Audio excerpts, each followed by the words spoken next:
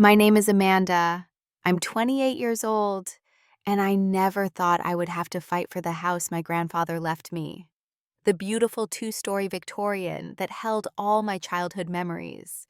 The same house where my mother and her new husband Jason decided I wasn't welcome anymore.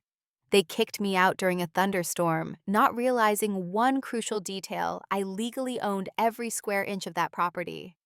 If you're watching this, drop a comment letting me know where you're from and hit that subscribe button, because this story about family betrayal and sweet justice is one you won't want to miss. My grandfather Frank wasn't just my grandfather. After my father died when I was 5, he became my rock, my mentor, and the most important man in my life.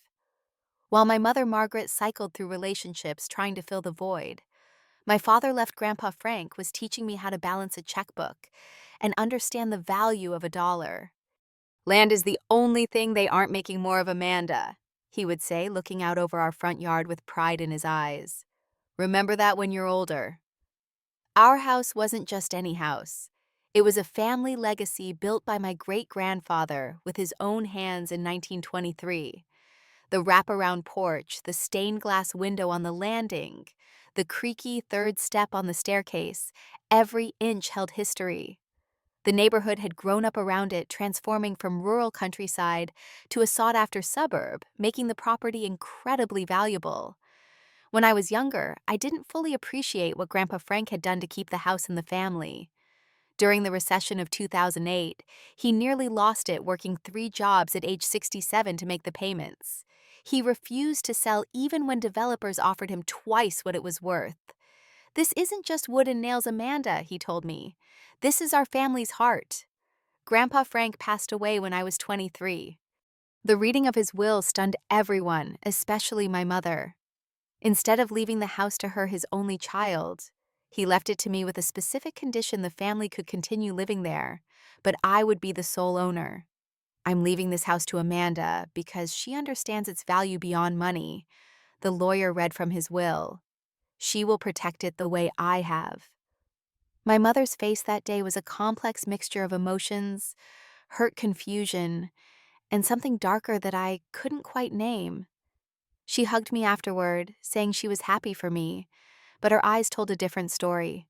"It's fine," she said tightly. "You'll do the right thing by the family, I'm sure." I never intended to kick anyone out. The house was big enough for all of us, and I was busy establishing my career in real estate, ironically enough. Grandpa Frank's lessons had stuck, and I had a knack for helping people find their perfect homes. I was making good money, but still living at home to save for my future. My relationship with my mother had always been complicated. Margaret was beautiful, vibrant, and perpetually looking for love. After my father died, there was a parade of boyfriends, some who stayed for years, others for just months. I grew up fast, learning to cook and clean when she was too busy with her latest romance. "When you find the right man, you'll understand," she would tell me when I complained about being left alone again. "Love is worth sacrificing for." I learned to be independent, to rely on myself and Grandpa Frank. My mother loved me. I knew that, but I was never her priority. As I grew older, I accepted our relationship for what it was, loving her without expecting too much in return. She was who she was, a woman whose self-worth was tied to having a man in her life. I never thought her search for love would eventually cost me my home. Jason Blackwell entered our lives at my mother's company Christmas party. She worked as an administrative assistant for a manufacturing firm, and Jason was a regional sales director. He was 45, recently divorced, with perfectly styled salt and pepper hair, and the kind of confidence that filled a room. "Your mother looks 20 years younger," was the first thing he said to me when we met, his arm possessively around her waist. Now, I see where she gets it from. There was something calculated about his charm that made me uneasy, but my mother was glowing. Within weeks, they were inseparable. Jason took her to fancy restaurants, bought her expensive gifts, and treated her like she was the center of his universe. After a lifetime of seeking this kind of attention, my mother was completely entranced. 2 months into their relationship, I met Jason's children during a family dinner that my mother organized. Tyler was 16 with his father's confident smile, but none of his polish. He slouched at the dinner table, barely acknowledging me, except to ask if we had any video games.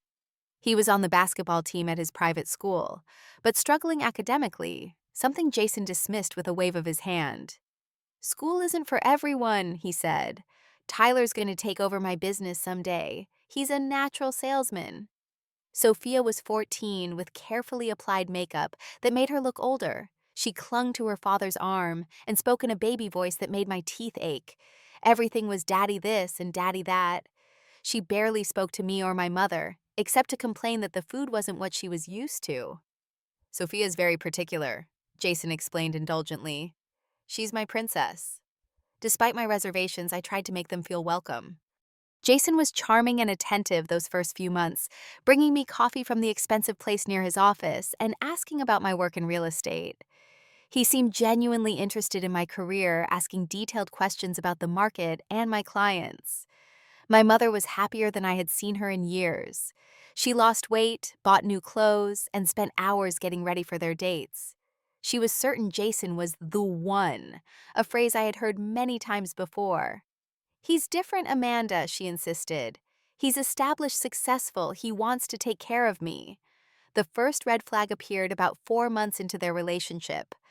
I came home early from work with a migraine to find Jason and his kids already there. They didn't notice me as I walked in the side door, and I overheard Jason in the kitchen. "It's a nice enough place," he was saying. "Needs updating, but the location is prime. We could sell it for a fortune if your mother plays her cards right." "What about our daughter?" Sophia asked. The real estate girl. "Don't worry about her. Your mother says she's always working. Besides, once we're married, things will change around here." I quietly retreated and went upstairs, my head pounding for reasons beyond my migraine. That night, I tried to talk to my mother about taking things slowly, but she dismissed my concerns. "You're just not used to sharing me," she said with a laugh. "Jason is a successful businessman. He's just thinking about our future."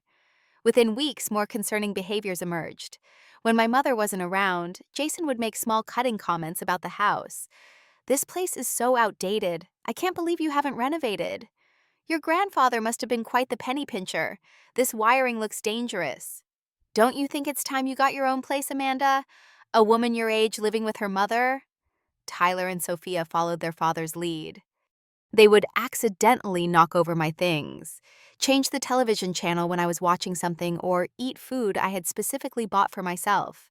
When I brought it up to my mother, she suggested I was being too sensitive. "They're just adjusting, honey. Blending families takes time." Then one day I overheard Jason asking my mother detailed questions about the house and our finances. "So who pays the property taxes? Who's on the deed? Did your father leave any money for maintenance?" That was when I realized Jason didn't know I owned the house. My mother had never told him. 6 months after they met, my mother and Jason were married in a lavish ceremony that Jason insisted on paying for. The guest list was filled with his business associates, and almost none of our family or friends. Within a week, Jason and his children had moved into our home, bringing truckloads of expensive furniture and personal belongings. The dynamics in the house changed overnight. Jason took the master bedroom, my grandfather's old room, and turned the den into his home office. Tyler took over the largest spare bedroom, while Sophia got the room with the bay window that had been mine growing up. I was relocated to the smallest bedroom at the end of the hall, the one that had always been used for storage. "It's just temporary," my mother assured me, "until we figure out the new arrangements." But the new arrangements became increasingly clear. Jason began referring to himself as the man of the house, making decisions without consulting anyone. He had the locks changed and gave me a key accidentally forgetting until I was locked out one evening. My mother transformed before my eyes. The confident, independent woman I had known was replaced by someone who constantly sought Jason's approval. She began criticizing my clothes, my career choices, even the way I loaded the dishwasher. "Jason likes things a certain way," became her mantra. The children were worse without adult supervision. I came home one day to find my childhood photo albums dumped on my bed, several pictures missing. When I confronted Tyler, he smirked. "Prove it was me. Maybe you just lost them." Sophia was more subtle but equally destructive. She borrowed my clothes without asking and returned them stained or damaged. She used my professional makeup for school and left the caps off so products dried out. When I brought this up to my mother, she suggested I was being petty. "You're the adult Amanda. Can't you be more understanding?" Jason established new house rules. Everyone had to contribute to utilities and groceries despite the fact that he had moved in two additional people. I was already paying for my own expenses, but now I was expected to subsidize his family as well. "We're all in this together now," he said with a smile that didn't reach his eyes. To escape the increasingly toxic atmosphere, I threw myself into my work. Real estate became my refuge, and I was good at it. By my 27th birthday, I was one of the top agents at my firm, with a growing list of clients and steady commissions. I started looking at apartments, planning my escape, but something always held me back. This was my home, the one Grandpa Frank had entrusted to me. Why should I be the one to leave? My success only seemed to increase the tension at home. Jason would make dismissive comments about the housing bubble and how I was just riding a wave that's about to crash. Tyler began telling his friends I was just a glorified house flipper, while Sophia would roll her eyes whenever I mentioned a successful sale. My mother, who had once proudly told her friends about my career, now changed the subject whenever it came up. It was as if my success highlighted something lacking in her new marriage, something she didn't want to examine too closely.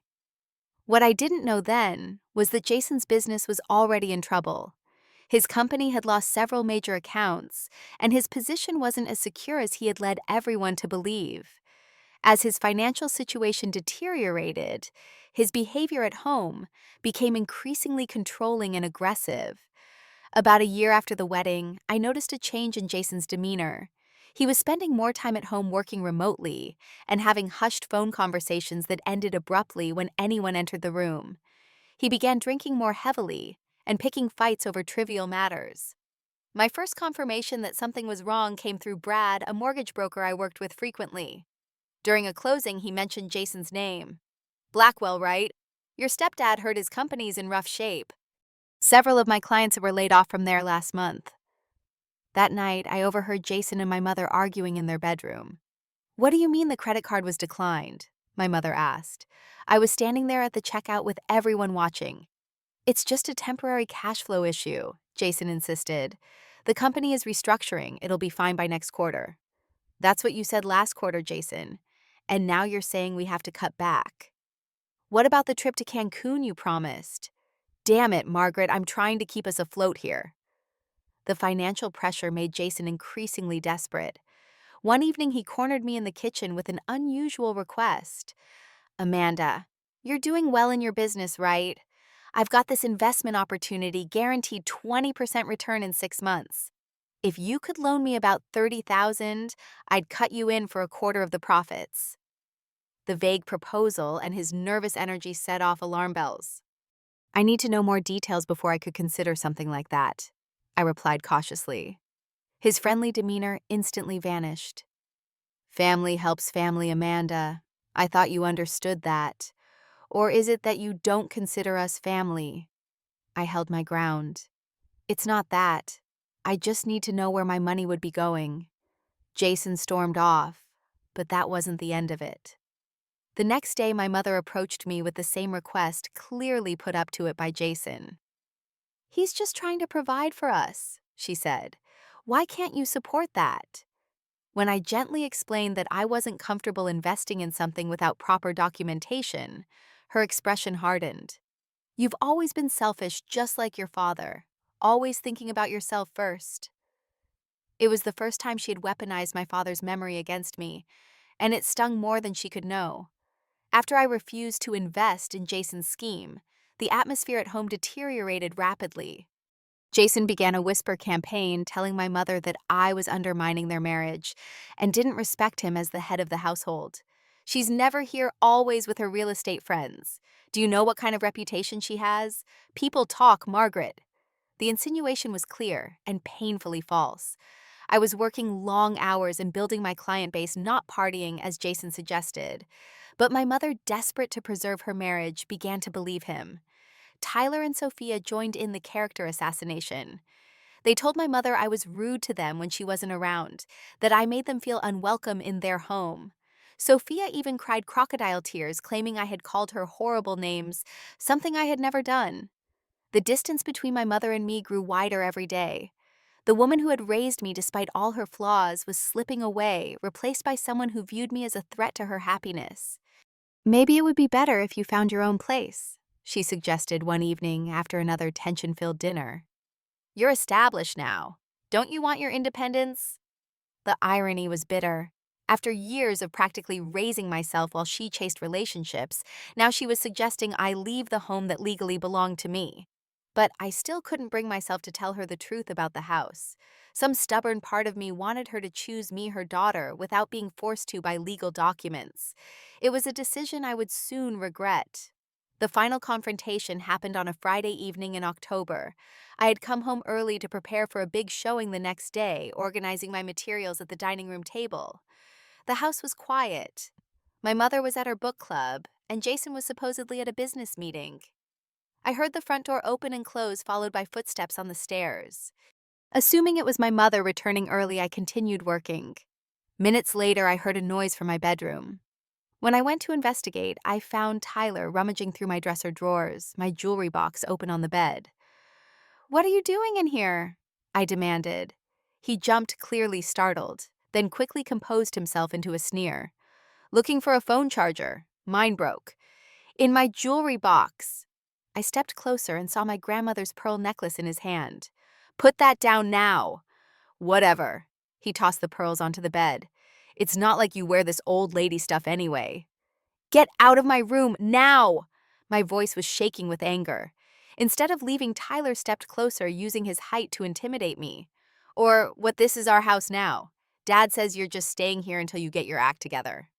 "This is my house." I snapped the truth, finally bursting out after years of silence. "My grandfather left it to me, not your father, not even my mother. I own this place." Tyler's face registered shock, then disbelief. "You're lying. Dad would know if—" "Your father doesn't know because my mother never told him. Now get out of my room before I call the police and report you for theft." Tyler's face twisted with anger. He shoved past me, deliberately knocking me into the doorframe, and stormed down the hall to his room, slamming the door. I was still sitting on my bed, examining my grandmother's pearls for damage, when I heard the front door again. This time, it was Jason and my mother returning together. Seconds later, Tyler was downstairs, his voice raised in agitation. "Dad, Amanda just freaked out on me. She threatened to call the cops just because I was looking for a charger." I went downstairs to defend myself, but the scene in the living room stopped me cold.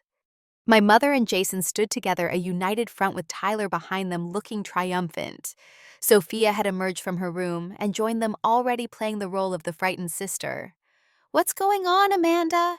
My mother's voice was cold, unfamiliar. Tyler was in my room going through my things. He had Grandma's pearls in his hand. Jason stepped forward, his expression thunderous. "Are you accusing my son of stealing?" "I'm stating a fact. He was in my room without permission, going through my jewelry." "I just needed a charger," Tyler protested. "She went crazy, said she owns the house and was going to call the police on us." My mother's eyes narrowed. "What's this about owning the house?" I took a deep breath, knowing this moment would change everything. "Grandpa Frank left the house to me, Mom, not to you. I've owned it since he died." The shock on her face was genuine. "What are you talking about?" "The will said the family could continue living here." "Yes, the family could live here, but I'm the legal owner. It's in my name. The deed, the mortgage that Grandpa paid off, everything." Jason's face went from angry to calculating in an instant. "That's impossible. Margaret would have told me—" "Would she?" I turned to my mother. "Did you ever tell him? Or were you afraid he wouldn't be interested in you without the house as part of the package?" The slap came so suddenly, I didn't have time to react. My mother's hand connected with my cheek with surprising force, leaving a stinging sensation and immediate silence. "How dare you?" she whispered. "After everything I've done for you." "Everything you've done for me," I repeated, my hand on my burning cheek. "You've been pushing me out since the day Jason moved in. You chose him over me every single time." "Because he loves me," she shouted. He puts me first, which is more than I can say for you. Jason put his arm around my mother's shoulders. Margaret, honey, let's all calm down. Amanda's clearly upset and saying things she doesn't mean. But I wasn't backing down. I have the documents to prove it. The house is mine, and I've had enough of being treated like an unwelcome guest in my own home. Jason's face hardened. If that's true, which I doubt, then you've been lying to your mother for years.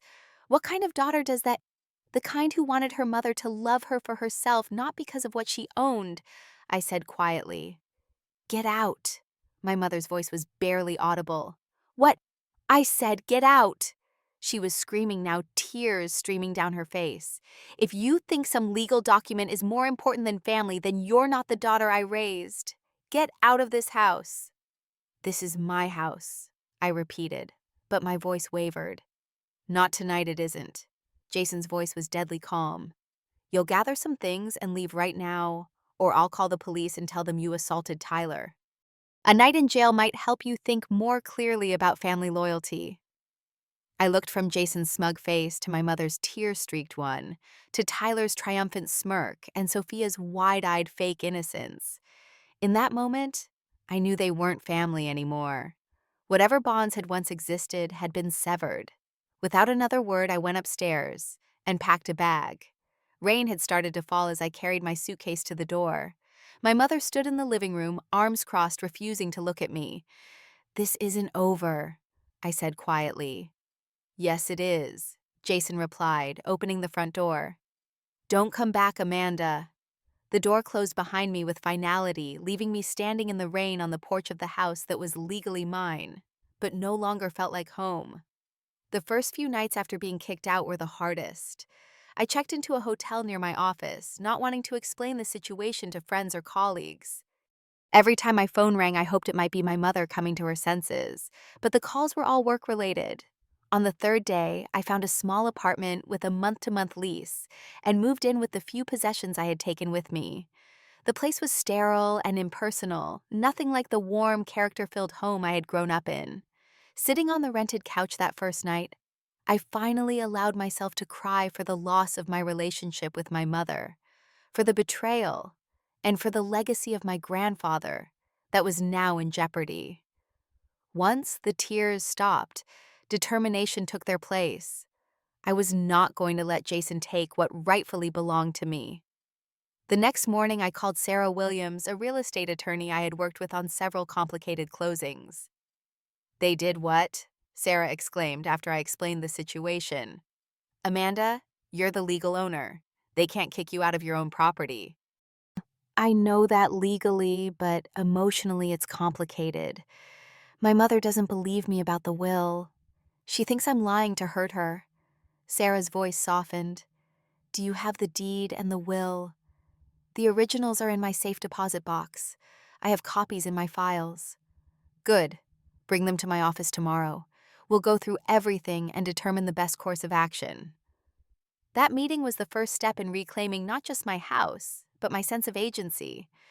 Sarah confirmed what I already knew. As the legal owner, I had every right to determine who lived in the house. I could evict Jason and his children immediately if I wanted to. What about my mother? I asked. Sarah looked at me with compassion. That's trickier from a legal standpoint. She's family, and there was an understanding that she could live there.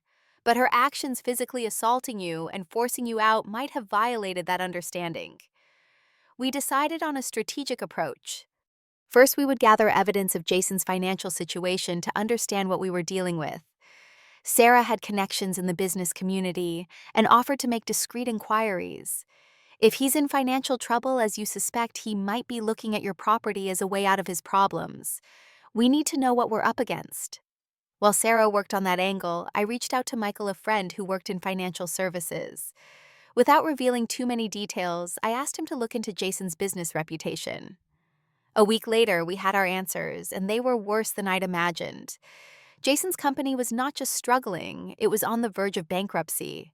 He had multiple unpaid loans and was being sued by former business partners for misappropriation of funds. The man who had presented himself as a successful businessman was in reality drowning in debt. This explains his interest in the house, Sarah said. Property values in your neighborhood have skyrocketed. If he could convince your mother that the house was hers, or at least partially hers, he could sell it to pay off his debts. I finished grimly. The next revelation came from an unexpected source. My neighbor, Mrs. Kelly, an elderly woman who had been friends with my grandfather, called me out of the blue. Amanda, dear, I hope I'm not overstepping, but there are people coming to look at your house. Your mother said you're selling it because you're moving abroad. Is that true? My blood ran cold. No, Mrs. Kelly, that's not true at all. When was this? Yesterday and again today. Men in suits with clipboards. They were measuring the yard and taking pictures. After thanking her for the information, I called Sarah immediately. She was as alarmed as I was. They can't legally sell without your signature, but they might be trying to fake documentation. We need to act now, Amanda. Today. The plan came together quickly. Sarah would prepare legal notices of ownership and trespassing warnings. I would gather police officers to accompany us to the house. If Jason and my mother were indeed trying to fraudulently sell my property, we needed witnesses and documentation of everything that happened next. The emotional preparation was harder. Despite everything, this was still my mother we were talking about. The woman who had held me when I had nightmares, taught me to ride a bike, celebrated my first real estate sale with champagne. How had we come to this? But as Sarah reminded me, sometimes the hardest actions are the most necessary ones. Your grandfather trusted you with this legacy for a reason. Now it's time to honor that trust. 2 days later, with all our documentation in order and a police escort arranged, I prepared to reclaim what was mine. The nervous knot in my stomach wasn't just about confronting Jason. It was about facing my mother and the possibility that our relationship might never recover from this. Yet as I drove toward the house I had grown up in, I felt a strange sense of calm settling over me. Whatever happened next, I was done being a victim. It was time to take back control of my life and my legacy. The morning of the confrontation dawned bright and clear, a stark contrast to the storm in my heart. Sarah met me at her office where 2 police officers were waiting. We had filed all the necessary paperwork, including proof of ownership and a formal complaint about the attempted fraudulent sale of my property. "Are you ready for this?" Sarah asked as we got into her car. "No," I admitted, "but I'm doing it anyway." We arrived at the house to find an unfamiliar car in the driveway, alongside my mother's sedan and Jason's luxury SUV. As we approached the front door, I could see people moving in the living room through the windows. My mother, Jason, and a man in a business suit with a briefcase. Officer Davis rang the doorbell, while Officer Chen positioned himself near the side of the house in case anyone tried to leave through the back. My heart was pounding so hard I was sure everyone could hear it.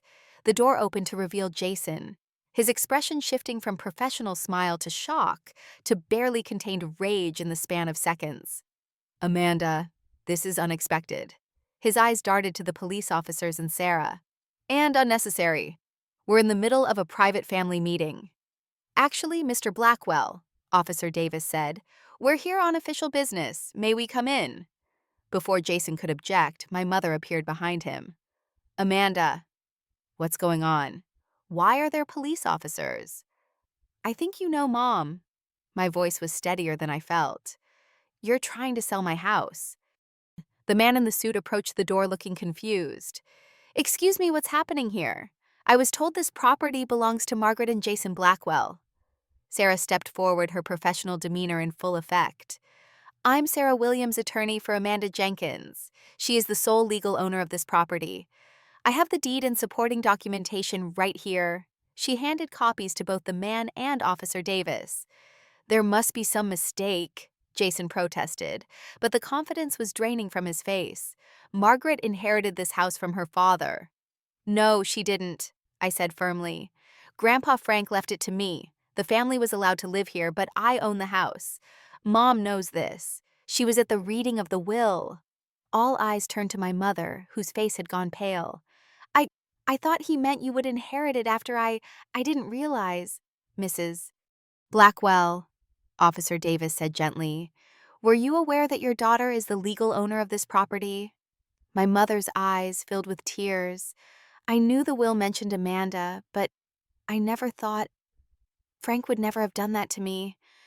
I'm his daughter. He did do it, Mom. And you knew. You just didn't tell Jason because you were afraid he wouldn't want you without the house. Jason's face contorted with anger. This is ridiculous. Margaret, tell them this is our house. Tell them. But my mother was staring at the documents in the officer's hands, reality finally sinking in. The signature on the deed. It is Amanda's name. I remember now. I just didn't want to believe. The man in the suit closed his briefcase with a snap. I think I've heard enough. Mr. Blackwell. Mrs. Blackwell, I cannot proceed with this transaction given the circumstances. If you contact our office again, please ensure you have clear title to any property you wish to sell. He nodded respectfully to me and the officers before walking past us to his car. Jason's composure cracked completely. You can't do this to us. We've made commitments based on the sale of this house. Financial commitments you had no way of fulfilling, I countered. I know about your business troubles, Jason. Were you planning to take the money and disappear, leaving my mother to deal with the fallout when the fraud was discovered? His silence was damning. Amanda, my mother whispered, what happens now? It was the question I had been asking myself for weeks. What did I want to happen? Revenge, justice, peace. Now, I said slowly, everyone who isn't a legal owner of this property has 30 days to find somewhere else to live. You can't evict your own mother, Jason shouted. Sarah stepped in smoothly. Actually, she can. But Amanda has generously decided to give you adequate time to make arrangements, rather than pressing charges for attempted fraud, which would be well within her rights. Mom, I said, looking directly at her, we need to talk privately. Not now, but soon. As for Jason and his children, I want them out within 2 weeks. The 30-day grace period is for you, not them. This isn't over, Jason snarled eerily, echoing my own parting words from the night they kicked me out. Yes, it is, I replied calmly. Officer Davis has witnessed your reaction and threats. Any further attempts to intimidate me or damage my property will result in immediate legal action. Sarah has already prepared the restraining order paperwork just in case. The next hour was spent with the officers documenting the condition of the house and ensuring that Jason understood the seriousness of the situation.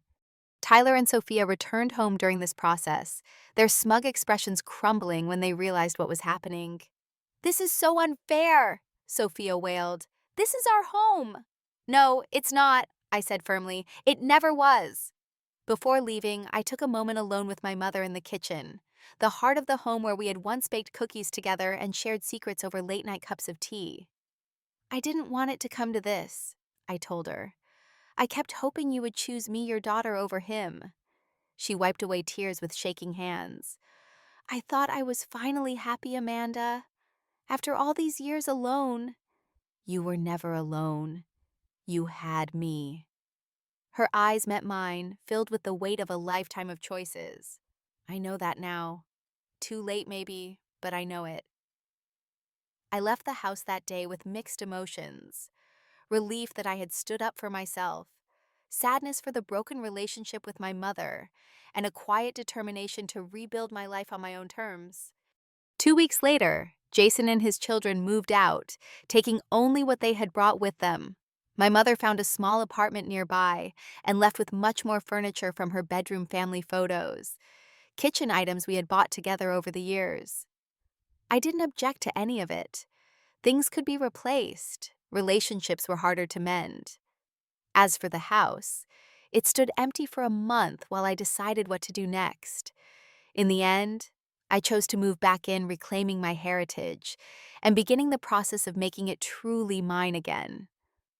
1 year after reclaiming my house, it has been transformed not just physically, but in what it represents to me.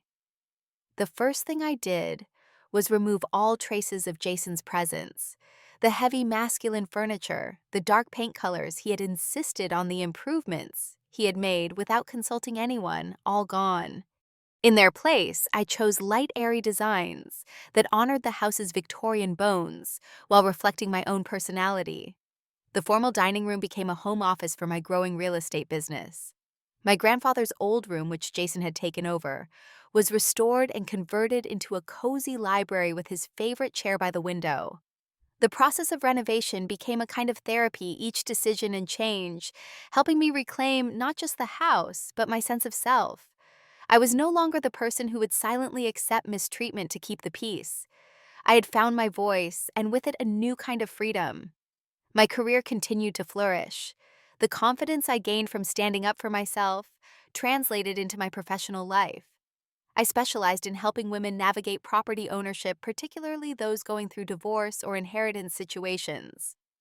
My personal experience gave me insight that many of my colleagues lacked. The relationship with my mother remained complicated. For the first few months after the confrontation, we barely spoke. Then gradually we began rebuilding, first with awkward coffee meetings, then longer conversations about the past and how we had arrived at such a painful impasse. "I made so many mistakes," she admitted during one of these talks. "I always thought finding the right man would fix everything. I never realized what it was costing us, costing you. And I should have been honest from the beginning about owning the house," I acknowledged. "I was afraid of losing you, so I kept quiet." We were learning to be honest with each other, perhaps for the first time. It wasn't always easy, and there were setbacks, but there was progress. Jason's life took a very different turn. His business officially declared bankruptcy 3 months after moving out. During the proceedings, evidence of financial improprieties came to light, resulting in charges of fraud and embezzlement. The last I heard, he was awaiting trial, his reputation in tatters. Tyler and Sophia were living with their mother, Jason's first wife, who had always been painted as the villain in their parents' divorce. According to my mother, who still occasionally heard from Sophia, they were adjusting to a much less privileged lifestyle, and the shock of seeing their father's true character revealed. As for me, the experience changed me in ways I'm still discovering. I became more discerning about who I allowed into my life. I set clearer boundaries and held fast to them even when it was uncomfortable. Most importantly, I learned that standing up for yourself isn't selfish. It's necessary. The house remains my sanctuary, my inheritance, and my responsibility. Sometimes when I sit on the porch swing that my grandfather installed decades ago, I can almost feel him beside me, nodding with approval. "You were right, Grandpa," I whispered to the evening air. "Some things are worth fighting for." The legacy he left me wasn't just the physical structure of wood and stone. It was the courage to protect what matters, the wisdom to recognize true value, and the strength to stand firm when it would be easier to give in. If there's one lesson I want to share from my experience, it's this: know what's yours, whether it's property boundaries or your own self-worth, and never let anyone take it from you. Family should support and elevate you, not diminish you. And sometimes the bravest thing you can do is to walk away from those who hurt you, even if they share your blood. Have you ever had to stand up to family members who took advantage of you? How did you handle it? Leave a comment below and share your story. If this resonated with you, please hit that subscribe button and give this video a thumbs up. Your support helps me continue sharing these difficult life experiences that hopefully help others feel less alone. Thank you for listening, and remember, you deserve to be treated with respect, especially by those who claim to love you.